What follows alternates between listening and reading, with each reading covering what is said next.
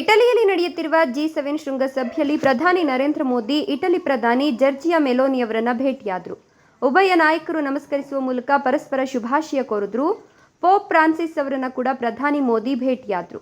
ಶುಕ್ರವಾರ ಬೆಳಗ್ಗೆ ಪ್ರಧಾನಿ ಮೋದಿ ವಿಶ್ವ ನಾಯಕರೊಂದಿಗೆ ಪ್ರತ್ಯೇಕ ದ್ವಿಪಕ್ಷೀಯ ಸಭೆಗಳನ್ನು ನಡೆಸಿದರು.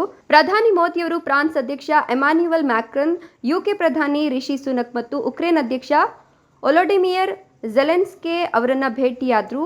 ಜೊತೆಗೆ ಚರ್ಚೆಯನ್ನು ನಡೆಸಿದ್ರು.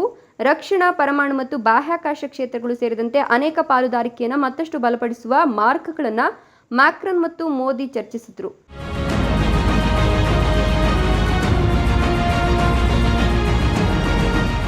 ಝೆಲೆನ್ಸ್ಕಿ ಅವರು ರಷ್ಯಾ, ಉಕ್ರೇನ್ ವಿವಿಧ ಅಂಶಗಳ ಬಗ್ಗೆ ಮೋದಿಗೆ ವಿವರಿಸಿದರು. ಸುನಕ್ ಅವರೊಂದಿಗಿನ ಅವರ ಸಂಕ್ಷಿಪ್ತ ಸಭೆಯು ದ್ವಿಪಕ್ಷೀಯ ಸಂಬಂಧಗಳನ್ನು ಬಲಪಡಿಸುವ ಬಗ್ಗೆಯೂ ಕೇಂದ್ರೀಕೃತವಾಗಿತ್ತು.